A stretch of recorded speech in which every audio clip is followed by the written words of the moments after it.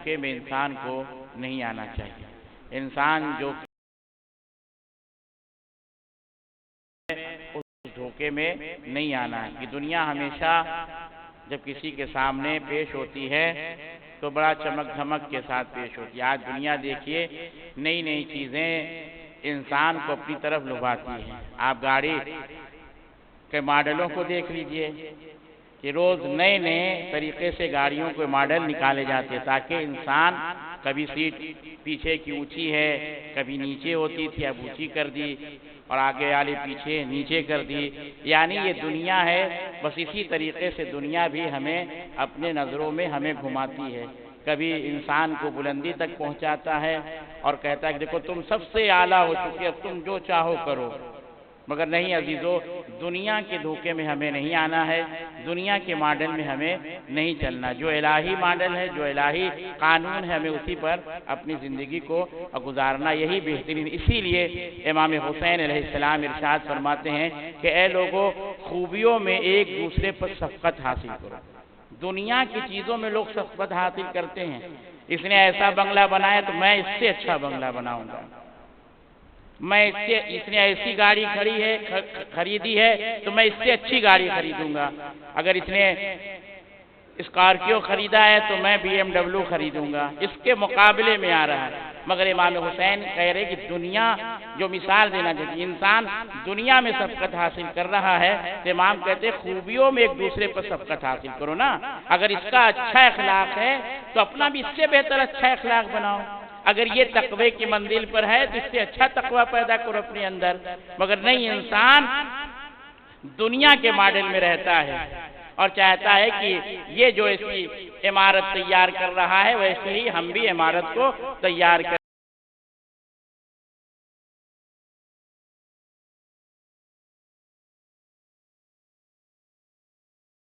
بھائی کی مدد کر رہا ہے تو انسان شفقت حاصل کرے، اور اس کے بدلے میں امام حسین ارشاد فرماتے ہیں اگر تم شفقت حاصل کر رہے ہو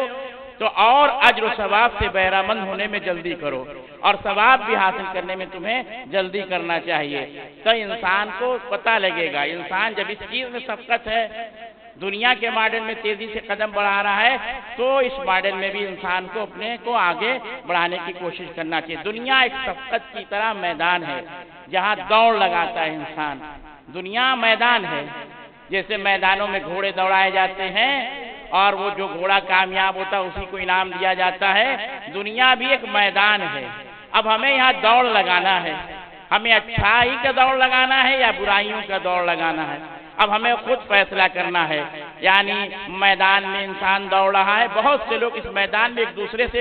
مقابلہ آرائی میں مصروف ہیں، یعنی پہلے ہی کہہ دیا مقابلہ کرتے ہیں، ایسا کیا تو ہم بھی ایسا کریں گے،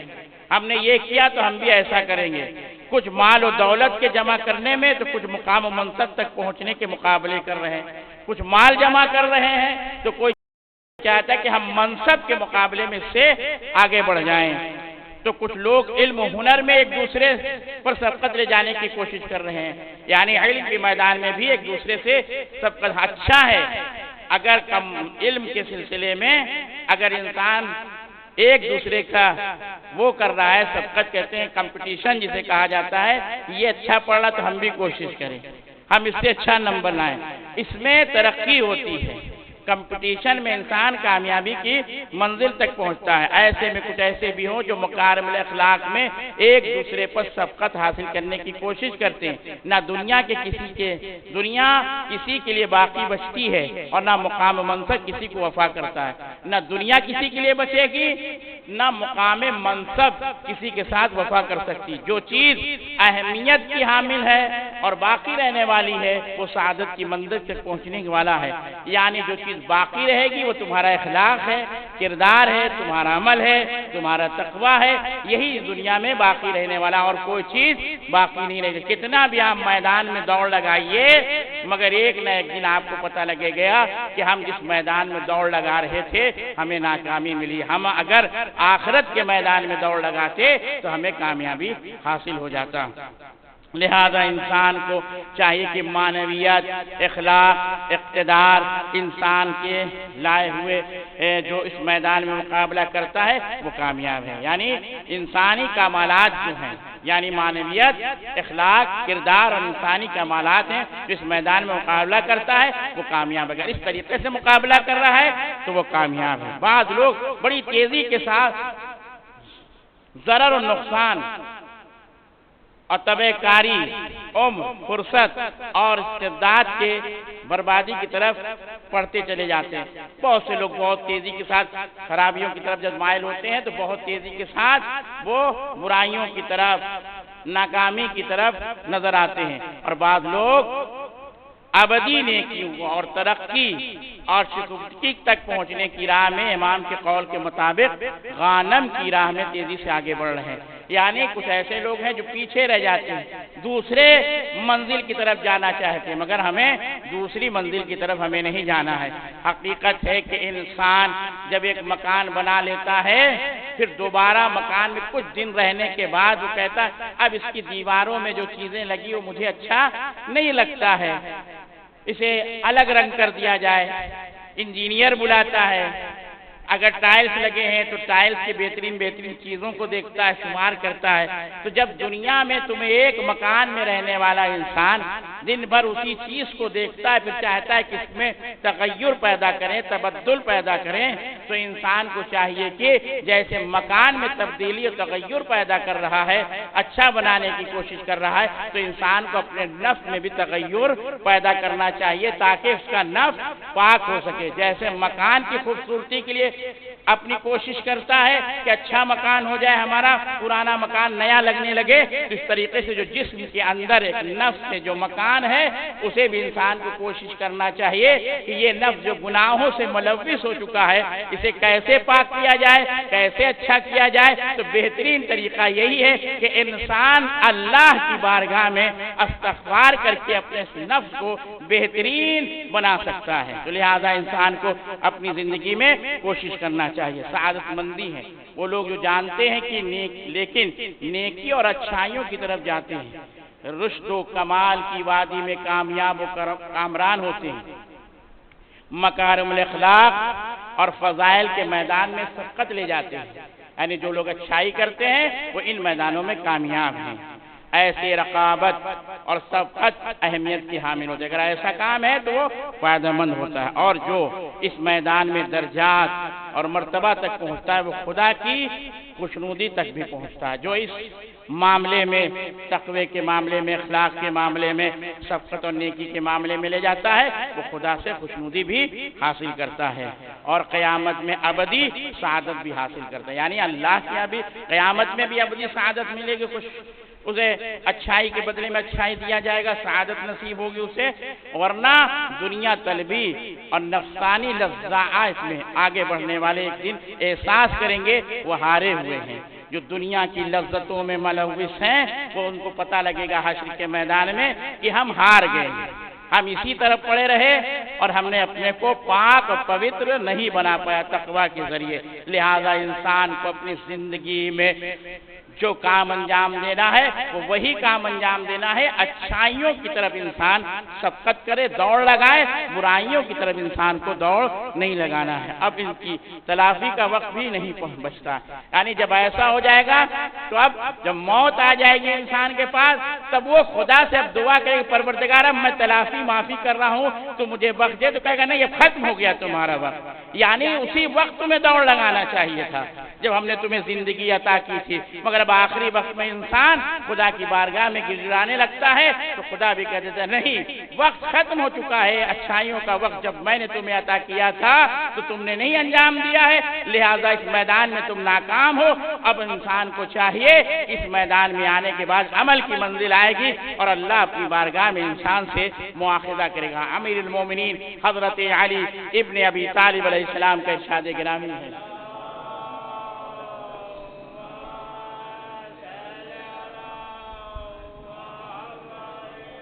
امام ارشاد فرماتے ہیں کہ یہی تقوی آج کی اس دنیا میں انسان کے لیے ڈھال اور سپر ہے اور کل روز قیامت جنت کا راستہ. اگر انسان تقوی اختیار کرتا ہے تو یہی ڈھال ہے انسان کے لیے. اس دنیا میں، اور آخرت میں جنت کا بہترین راستہ ہے۔ بڑی اچھی بات ایک انسان نے بیان کی ہے کہ انسان ارتقاء کی منزل پر جانے کے بعد اپنی اوقات کو بھول جاتا ہے، منصب پانے کے بعد انسان اپنی اوقات کو بھول جاتا ہے، مگر ایک انسان، ایک فلسفی نے بڑی اچھی بات کہی ہے، اپنے اندر پرندے کی طرح عاجزی پیدا کرو۔ عاجزی یعنی انکساری، اپنے اندر پرندے کی طرح عاجزی پیدا کرو جو آسمان کی بلندیوں کو چھو کر بھی اپنی گردن جھکا کر رکھتا ہے۔ یعنی انسان پرندے سے کچھ حاصل کرے اور سیکھے، کتنی بلندی تک پہنچ جانے کے بعد بھی اپنی گردن کو نیچے ہی جھکا کے اڑتا ہے تاکہ دنیا اس سے حقیقت سمجھے، معرفت سمجھے کہ جانور ہمیں بتانا چاہتا ہے یہ منصب، یہ عہدہ، یہ کچھ نہیں ہے دنیا میں اگر تمہارے اندر تقوی اور پرہیزگاری نہیں پائی جاتی ہے۔ احسن حدیث، بسم اللہ الرحمن الرحیم، والعصر ان الانسان لفی خسر الا الذین آمنوا وعملوا الصالحات وتواصوا بالحق وتواصوا بالصبر۔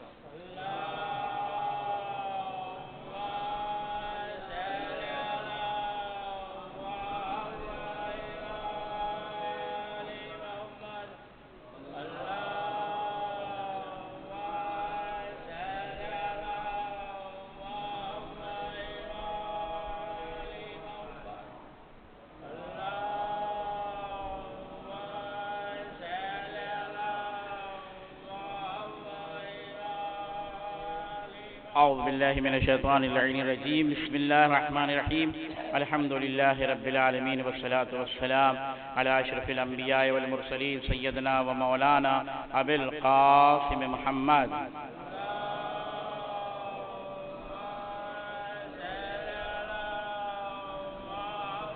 وآلہ الطیبین الطاہرین المعصومین المظلومین ولعنۃ اللہ علی اعدائہم اجمعین، اما بعد فقد قال رسول اللہ صلی اللہ علیہ وآلہ وسلم انا لقتل الحسین حرارۃ فی قلوب المؤمنین لا تبرد ابدا۔ الحمدللہ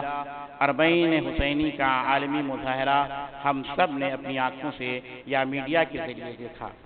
اور امام حسین کی مقناطیسی شخصیت نے ایک بار پھر کروڑوں دلوں کو کربلا میں یکجا کر کے پوری دنیا کو امن و انسانیت کا ایک بار پھر پیغام دیا ہے، یعنی ہمیں کربلا امن کا پیغام دیتا ہے۔ بڑی اچھی بات ایک پولیس آفیسر نے کہا کہ اتنے مجمع کو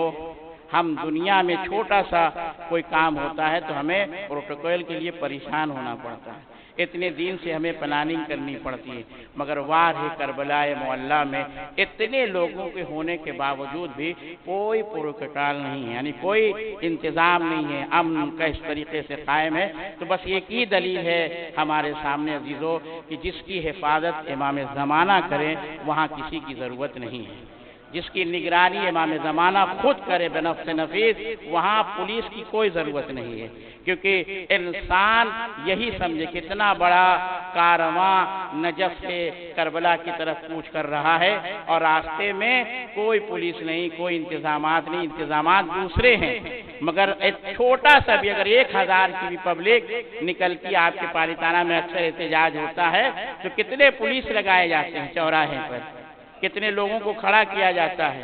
سول ڈریس میں تاکہ کچھ نہ ہو، مگر واہ سلام حسین ابن علی کا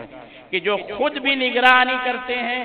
اور لشکر چلا، قافلہ چلا تو وہاں سے چلا جو مشکل کشا کا دربار ہے، جو وادی السلام ہے، جو سلامتی کی زمین ہے، وہاں سے چلا۔ مگر عزیزو ان تمام چیزوں کے باوجود بھی ہمیں غور و فکر کرنا چاہیے، اگرچہ اہل باطل اس عالمی اجتماع کو چھپانے کی کوشش کر رہا ہے، جو باطل ہے اجتماع کو بیان نہیں کرتا، چھوٹے سے احتجاج ہوتا ہے انسان اسے بیان کرتا، مگر اتنا بڑا احتجاج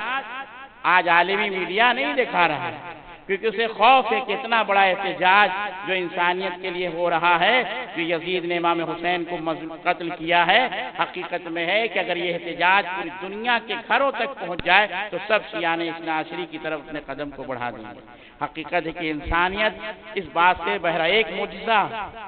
آپ ملاحظہ کیجئے کہ اس پورے اجتماع میں خاص کر نجف سے کربلا پیدل سفر اور مشی کے دوران کوئی بھی ایک پریشان کن یا خطرناک حادثہ پیش نہیں آیا، جو یقیناً کہ معجزہ نما چیز ہے، یعنی نجف سے کربلا کوئی حادثہ نہیں ہوا، مگر ایک 35 لاکھ 20 لاکھ کا مجمع پہنچتا ہے اور بھگدڑ مچ جاتی، نہ جانے کتنے دب کے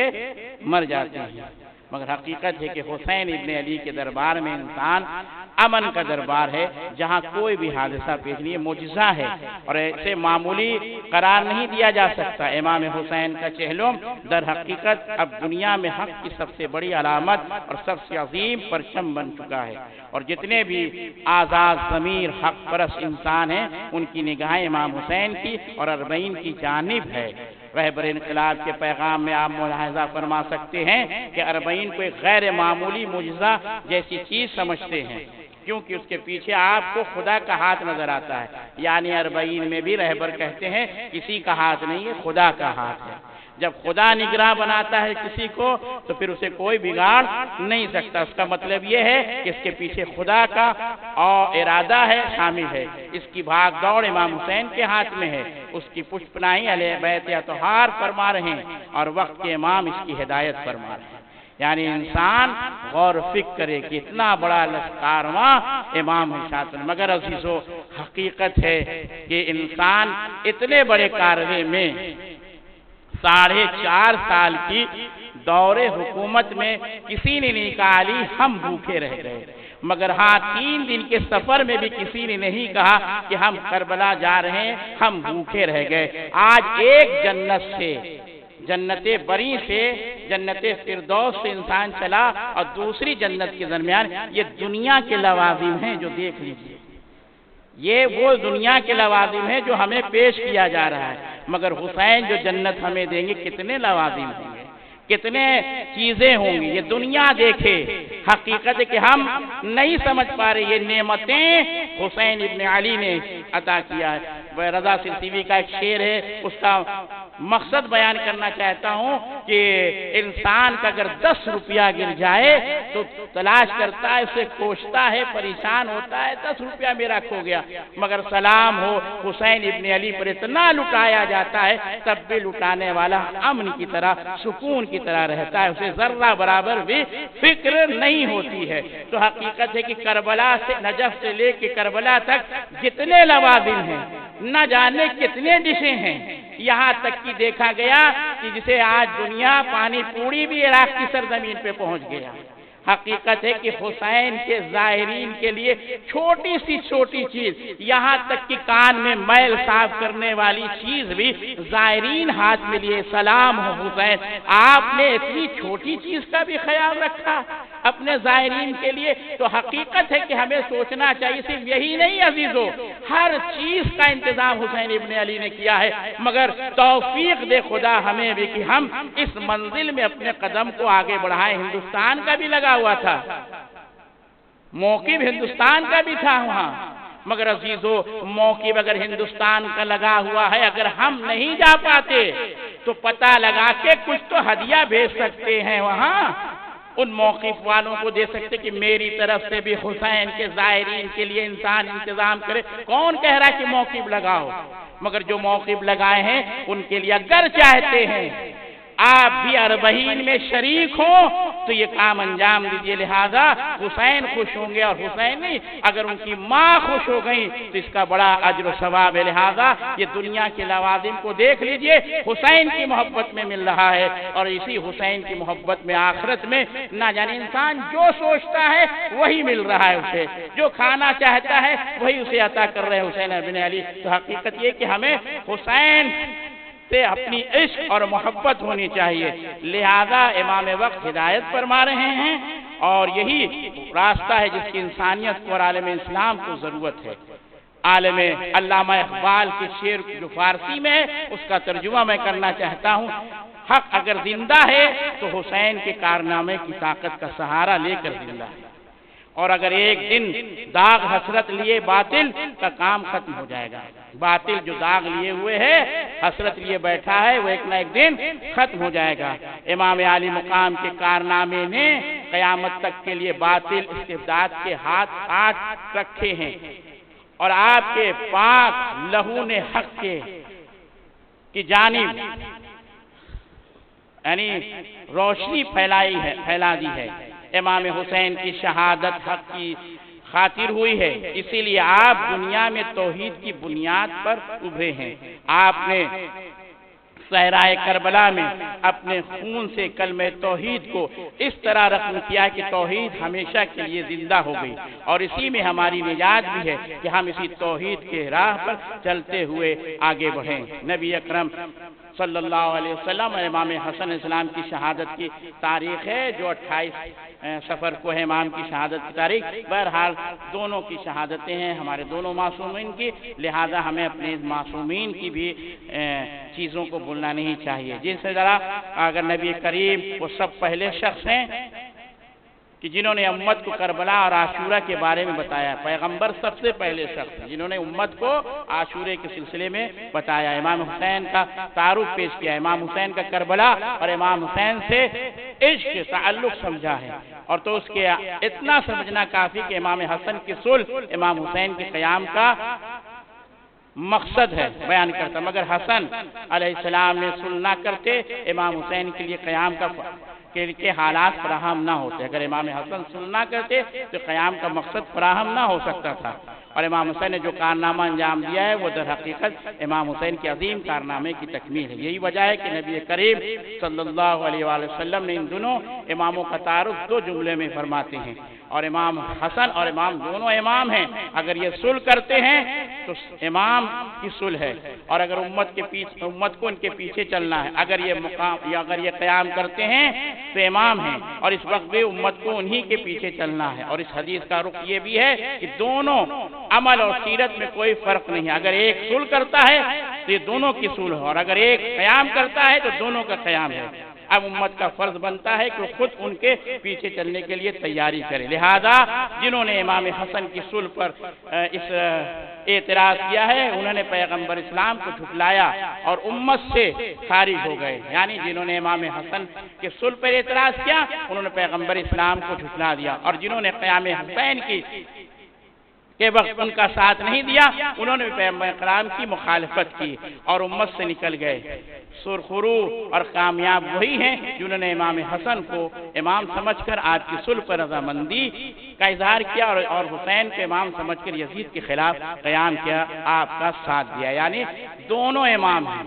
اگر ایک امام صلح کر رہا ہے اور ایک امام قیام کر رہا ہے تو ہمیں دونوں کو ماننا ضروری ہے، لہذا آج ہمارا فرض ہے، آج ہمارا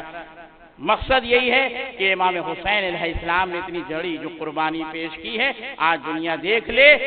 آج دنیا حاصل کر لے کہ جس ملک کو پوری دنیا پابندی لگا رکھی ہے، آج ایران نمائش لگایا ہوا ہے دلی میں، اور اس کی میڈیکل کی ساری چیزیں دنیا میں نمبر 1 ثابت ہو رہی ہے۔ آج دنیا دیکھے کہ اتنی پابندی لگانے کے بعد بھی آج ہمارا ملک کس مقصد سے، حق یہی ہے کہ ان کے اندر تقوی پایا جاتا ہے، پرہیزگاری پائی جاتی ہے، خوف خدا ہے، اور اس سے بڑی دلیل ہے کہ ان کے ساتھ امام رضا علیہ السلام شامل حال ہیں۔ صلوات پہ محمد وعلی محمد۔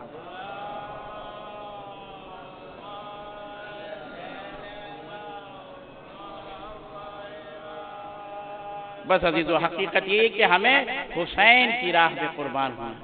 اور جو مقصد ہے آپ کے سامنے جو کربلا اور اربعین گئے ہیں ان سے آپ خود سوال کریے، پوچھے کہ حسین نے انہیں کیا نہیں دیا۔ ہر چیز حسین عطا کرتے ہیں، بس ہمارا کشکول اگر خالی ہے تو اس طریقے سے مانگے جیسے غلام آقا سے مانگتا ہے۔ ہم حسین کے غلام ہیں، ہمیں اس طریقے سے اپنے کشکول کو پھیلانا چاہیے حسین کی بارگاہ میں، تاکہ حسین ہمیں ہر چیز سے ہمیں نواز دے۔ احسن الحدیث بسم اللہ الرحمن الرحیم، ان اللہ وملائکتہ یصلون علی النبی یا ایھا الذین آمنوا صلوا علیہ وسلموا تسلیما۔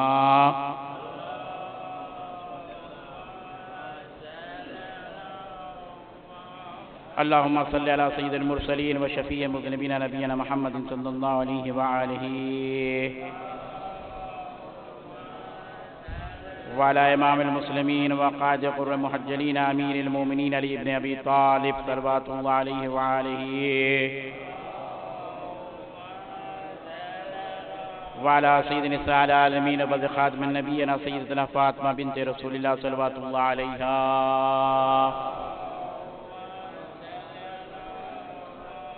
وعلى الحسن المجتبى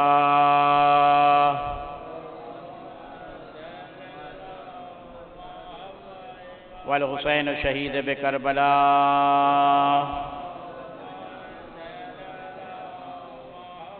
وعلی بن الحسین محمد بن علی وجعفر بن محمد وموسى بن جعفر وعلی بن موسى محمد بن علی وعلی بن محمد والحسن بن علی علیہم الصلاة والسلام اللہم صلی علی مولانا صاحب الزمان